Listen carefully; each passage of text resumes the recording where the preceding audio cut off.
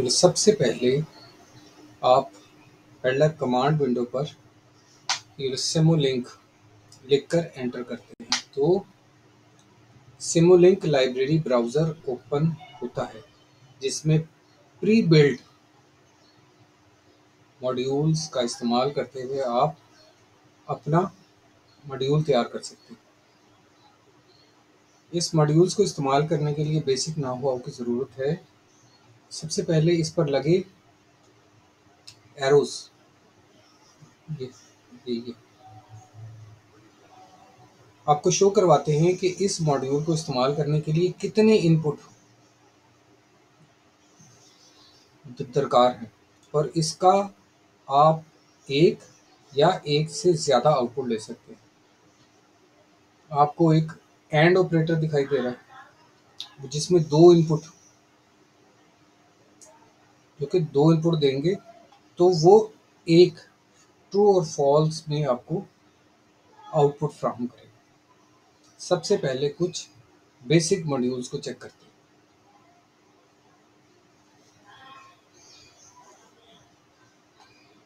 इसमें आप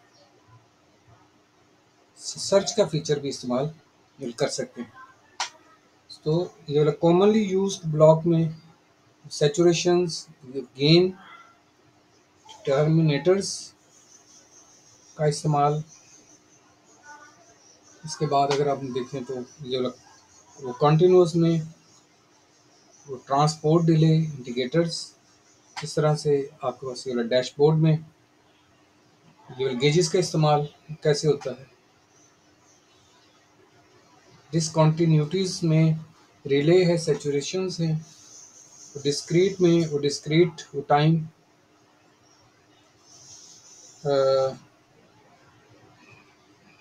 इंडिकेटर्स वो डिले डिफरेंस और लॉजिक एंड बिट ऑपरेटर्स में एंड ऑपरेटर, रिलेशनल ऑपरेटर, ये तमाम इस तरह से।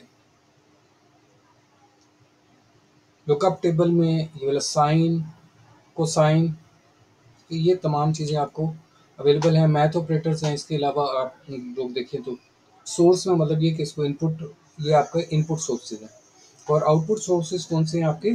सिंक्स, एक सोर्स है और ये सोर्स है और ये आपका सिंक है। सिंक्स में आउटपुट है। सपोज इसको हम लोग एक छोटा सा मॉड्यूल बना के देख लेते हैं कि इसका इस्तेमाल किस तरह से किया जाए। ठीक है, ये अब देख रहे हैं कि न्यू मॉडल बनाने के लिए हमने इसके ऊपर एक दफ़ा वो क्लिक करते हैं तो न्यू मॉडल पे आपने क्लिक करना है। न्यू मॉडल पे आपने क्लिक किया तो ये एक एडिटर उसका ओपन हो गया सिमुलिंक्स का। ठीक है, और इसमें अगर तो इसको साइड पे करते, अच्छा इसमें आप देखें तो ये लाइब्रेरी ब्राउज़र, मतलब इसमें वापस आने के लिए हम इसमें कैसे आएंगे? तो ये लाइब्रेरी ब्राउज़र के ऊपर आपने क्लिक करना। ये आपके पास लाइब्रेरी ब्राउज़र में आ गए। ठीक है, इसमें सपोज मुझे इनपुट सोर्स रिक्वायर्ड है। सपोज मैं ये वाला सोर्स में जाता हूँ और मुझे ये वाला साइन वेव रिक्वायर्ड है सपोज। तो लेकिन उससे पहले इस तरह करते हैं कि हम इसको सेव करवा लेते हैं। ये अनटाइटल्ड के नाम से है तो इसको हमने सेव वो करवाने के लिए इसके ऊपर क्लिक किया वो करना। तो ये सिमुलिंक, ये वाला मॉडल फाइल तैयार हो जाएगी। ठीक है, जो कि सिमुलिंक में ही ओपन होगी। ठीक है, सपोज मैं इसका नाम S1 रख के सेव करवाता हूँ। ठीक है, अब ये मेरे पास S1 के नाम से सेव हो गई। ठीक है, अब मैं ये वाला साइन वेव को ड्रैग एंड ड्रॉप भी करवा सकता हूँ और दूसरा तरीका ये है कि इसके ऊपर राइट क्लिक करके add block to model S1, ये S1 में आ जाएगा। सपोज मैं इस पर क्लिक करता हूँ। ठीक है, ये मेरे पास दो आ गए। इनमें से अगर मुझे एक रिक्वायर्ड है, एक को डिलीट करवाना चाहूँ तो राइट क्लिक करके डिलीट करवा सकता हूँ।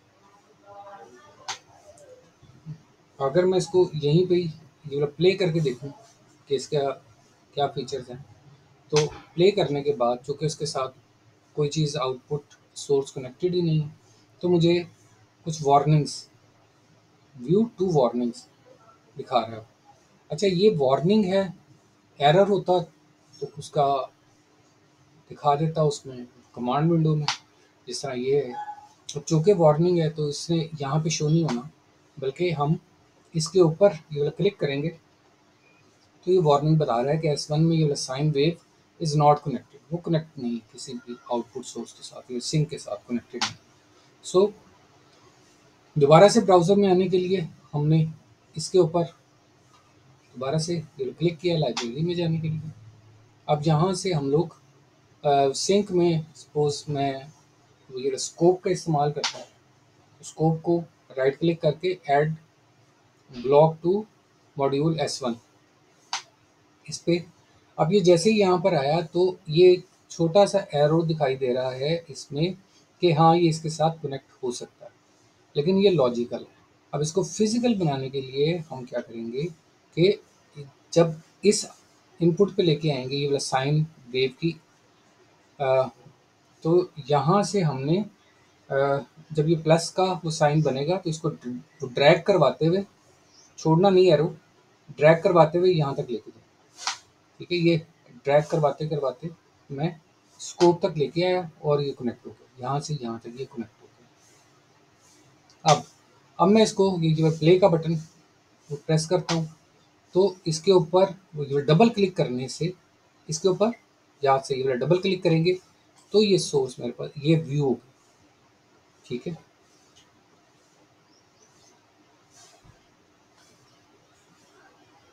और व्यू होने के बाद सपोज अब इसकी जो वैल्यू थी, ये जो वैल्यू आ रही है, ये बाय डिफ़ॉल्ट ये वाला साइन वेव में जो फिगर्स एडेड हैं उसके मुताबिक इसने मुझे शो करवा। अब इसमें अगर मुझे कुछ चेंज करना है तो साइन वेव के अब राइट क्लिक करूँगा तो मेरे पास साइन वेव, इसमें कौन सा फार्मूला यूज़ हुआ है, ठीक है, और इसमें ये वाला सैंपल, ये वाला पर पीरियड्स क्या इस्तेमाल हुए हैं, एम्पलीट्यूड क्या है, फ्रीक्वेंसी क्या है, ये तमाम चीज़ें हम यहाँ से इसको चेंज करवा सकते हैं। एम्पलीट्यूड क्या रखना है, बाकी तो चीज़ों को आप यहाँ से चेंज करवा सकते हैं। सपोज एम्पलीट्यूड में मैं 2 मैंने करवाया, अप्लाई किया, ओके किया, तो अब मैं इसके ऊपर ये डबल क्लिक कर रहा हूँ तो ये तो वो पुराना ही आ रहा है मेरे पास, 1 वाला ही आ रहा है। ठीक है, 2 वाला तो आया ही नहीं। क्यों? कि मैंने इसको प्ले करवाया ही नहीं, कंपाइल ही नहीं करवाया। अब मैंने एक दफ़ा इसको प्ले का बटन दबाया और फिर मैंने इसके ऊपर डबल क्लिक किया तो अब ये मेरे पास 2 एम्पलीट्यूड आ गया। अब इसमें सपोज मैं इस्तेमाल करता हूँ, सपोज मैं किसी मतलब गेन का इस्तेमाल करता हूँ तो गेन को यहाँ से ड्रैग एंड ड्रॉप करवाता हूँ। अब ड्रैग एंड ड्रॉप करवाने के बाद मैं इस पर ये वाला राइट क्लिक, ये एक तो इसको कनेक्ट करवाने के लिए ये ऊपर से नीचे की जानिब ये कनेक्ट नहीं होगा, ये नीचे से ऊपर की जानिब कनेक्ट होगा। जहाँ पर आपका गेन है यहाँ से इस मेन के साथ आपने कनेक्ट करना। ठीक है, अब सपोज ये यहाँ से इस तरफ को मैंने इसके साथ कनेक्ट करवा दिया। अब इसके कुछ फीचर्स को मैं बदलना चाह रहा हूँ, ये गेन बाय डिफ़ॉल्ट 1 पर है, मैं इसके फिगर्स को बदलना चाह रहा हूँ। ठीक है, तो इस पर राइट क्लिक किया तो ये गेन मेरे पास बाय डिफ़ॉल्ट 1 है, इसकी वैल्यू को मैं बदलना चाह रहा हूँ, ये मैंने सपोज 4 कर दिया, अप्लाई किया, ओके कर दिया। अब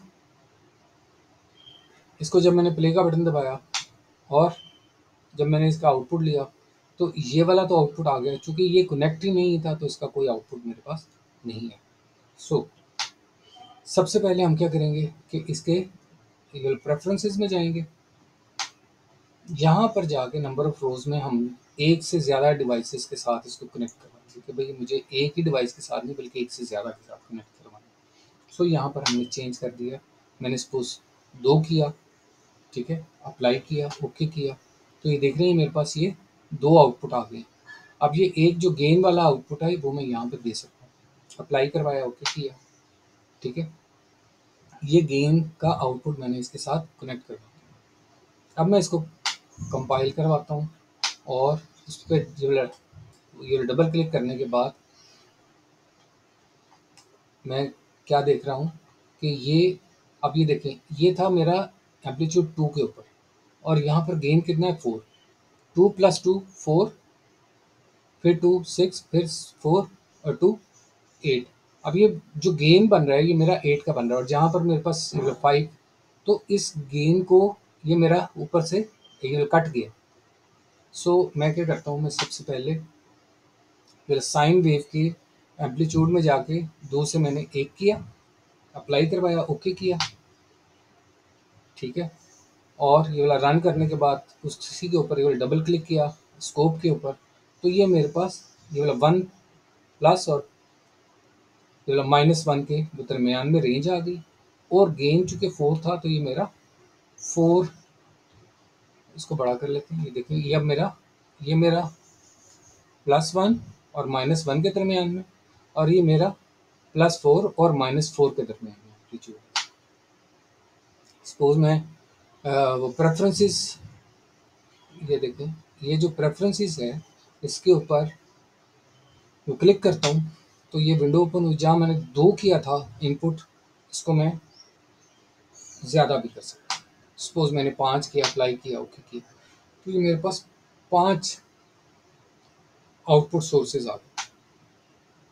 यहाँ पर भी देख सकते हैं आप मेरे पास कि मैं 3 और डिवाइसेस को कनेक्ट करवा सकता हूँ, ठीक है, ताकि मज़ीद मतलब जितना भी आपने स्कोप के ऊपर डाटा लेना चाहें आप ले लें, ठीक है। अब मैंने उसको ये डबल क्लिक किया तो 1 के ऊपर चूँकि कनेक्टेड था, +1 और -1 के दरमियान में आ गया, +4 और -4 के दरमियान में गेन आ गया मेरा, और ये 3 चूँकि कनेक्टेड नहीं थे तो ये एज इट इज़ मेरे पास, ठीक है। इसके अलावा जो रिपोर्ट जनरेशन है वो इसी में ही आप सिमुलिंक्स रिपोर्ट जनरेशन के ऊपर आप ये क्लिक करते हैं, और ये आपको बाय डिफ़ॉल्ट वेब HTML की फ़ाइल बना के देता है। आप इसमें PDF करवा सकते हैं, जो से मर्ज़ी करवा लें। इसके लिए आपको सबसे पहले यहाँ पर जाके तो ये रिपोर्ट के ऊपर आपने क्लिक करना है, ताकि वो आपको रिपोर्ट बना के दे सके। रिपोर्ट के बाद वो आपको कंपाइल करता है, कंपाइल करने के बाद वो आपका तमाम सिमुलिंक जो भी आपने काम किया उसको शो कर सकता है, गेन करवा सकता है। ये था जी हमारा Simulink and report generation. Very next is test and measurement analysis. What is a test and measurement analysis? So, test and measurement analysis में क्या होता है कि टेस्ट एंड मेजरमेंट तो उस टाइम ना जब आपके पास बच्चों के मुख्तलिफ डिवाइसेस को इसके साथ वो कनेक्ट करवाना, ठीक है, और वो कनेक्ट किस तरीके से होगा ताकि डाटा रिसीव हो सके। जब एक दफ़ा डाटा आपके पास रिसीव हो गया तो वो तो ये वाला डाटा एनालिसिस ये वही है जो डाटा एनालिटिक्स में हम लोग देखा, ये स्विच हो जाएगा उसमें। लेकिन सबसे पहले यहाँ पर टेस्ट एंड मेजरमेंट्स के आप मुख्तलिफ डिवाइसेस को ये किन बसेस के थ्रू आप एक दूसरे के साथ कनेक्ट करवा सकते हैं और डाटा को ये वाला रिसीव कर सकते हैं। उसके लिए जब हम वो टेस्ट एंड मेजरमेंट में तो डाटा के लिए डाटा एक्विजिशन टूल बॉक्सेस हैं, इमेज के लिए इमेज एक्विजिशंस, और इंस्ट्रूमेंट जब बहुत सारे इंस्ट्रूमेंट्स हों कंट्रोल करने के लिए अलग से टूल बॉक्स है, व्हीकल नेटवर्क के लिए एक अलग से टूल बॉक्स है, और कॉल टू एक्शन, ठीक है।